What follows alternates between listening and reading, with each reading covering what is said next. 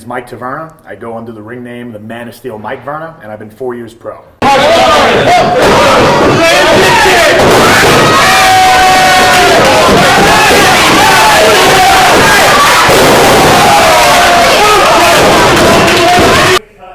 When people say pro wrestling's fake, I'm not going to break it down to the extent of why I need to explain why it's real. I say, okay. Usually I tell them, I say, do you trust me? And they say, they're my friend, of course. I say, yeah, of course I trust you. Why? So, okay, put your hand here, and I'll pick them up, and I'll body slam them.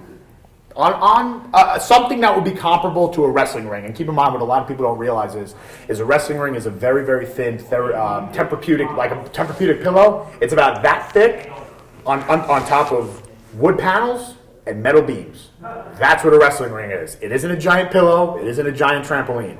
It hurts every time you fall. And if you don't fall flat, it hurts even more. So I tell these people, I say, okay, I'll find something in my house, whether it's a rug, whether it's a Tempur-Pedic pillow, and I say, okay, I'm a body slam me on this. They never get up. They never get up. They stay down. They say, okay, you win. Well, we had one championship match for Fighting Spirit Wrestling at St. Bernard's, and I remember the crowd reaction and the heat for this match was just off the charts. I remember taking him outside and giving him a DDT on a chair, busting him open right in front of his family, right in front of his aunt. She was going nuts, kicking the guardrail, screaming at me, spitting at me, and I loved every second of it. Well, it was definitely an eye-opening experience. Everything you see on TV is definitely not your first day of training. Me personally, I started at the New York Wrestling Connection out in Deer Park, Long Island, where for the first 6 months I wasn't even able to step in the ring.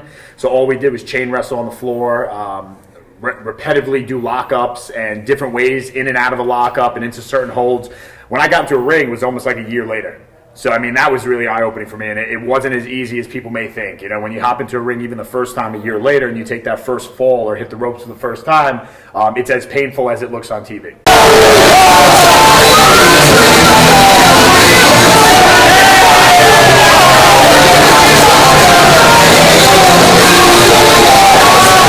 I met Mike Verna through wrestling. We had an after prom in high school, and I needed to room with somebody, and I didn't know anybody.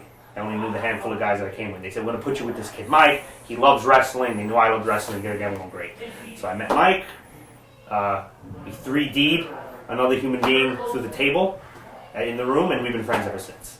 And he came to me one day, a couple years down the line. He says, I want to get involved in wrestling. I said, well, you're going to have to find a school. I said, I will. He found a school, and he came and asked me, look, I'm a little shy. I don't like talking. You like wrestling. You got a big mouth. Do you want it? And I said, sure. That's a very good question. When was the first time that I felt like I can actually do this? I would say 8 months into the business as an active wrestler. I got a call from WWE, and they basically said, hey, we want you to do extra work. And that was one of the first things. And I had a match 8 months in front of William Regal, and he critiqued me. And everything that he said was very good and very beneficial to what I brought to the table that day. And I think from that day on, it boosted my confidence to let me know that, hey, if everything goes right down the road, at least I'm good enough in these guys' eyes to one day perform at that level. Because based on what he told me, that was the gist of it. Like, you have the tools, you have the ability, you just need the mileage. And that was 4 years ago. So one of the things that he told me that day that I helped make better as time passed was that he said, wrestle like a little man but look like a big man. And that's not very easy because I'm not the tallest guy in the room at all, and I'm not even the widest guy in the room, but my physique when I'm in gear helps me look very believable, as he said. But because I'm not the tallest guy in the world, I can't wrestle like a Big Show or an Andre the Giant. I have to move like a Rey Mysterio, but have the presence of a Triple H or a John Cena. Anytime I've done extra work, I've actually had some pretty cool gigs. One of my two favorite ones would be bumping John Cena out of the Barclays Center. And the best part about that for me was being in Brooklyn and my home. When that segment aired on the Tron, it was a pre-tape, so I was able to watch it through the tunnel. And as soon as I walked onto the crowd, I heard a decent amount of the crowd make a reaction because it was Brooklyn people. So being that the indie wrestling fan and wrestling fan base in general are so intertwined and in the know, once they saw me and they had that really pleasant reaction, like that kind of like made me feel pretty good. I was like, damn, like we're in Barclays Center right now, people recognize me on the screen.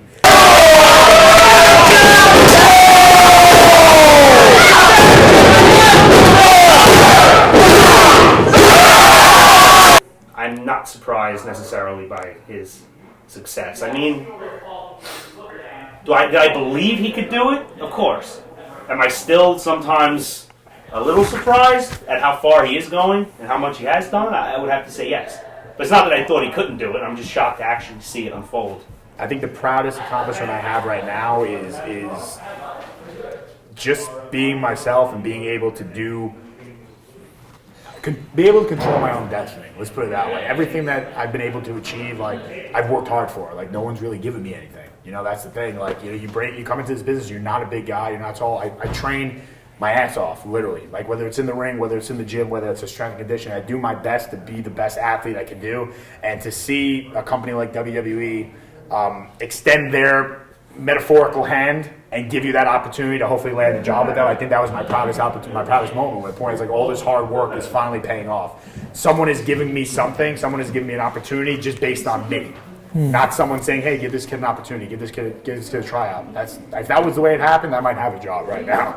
But the fact that I was able to earn it myself was really a pat on my back, because, you know, this business isn't for everyone. There's hundreds and thousands, millions, sometimes millions of us right now that are trying to do this, and there's only a handful they even look at. And to be one of the handfuls that they looked at, I appreciate that.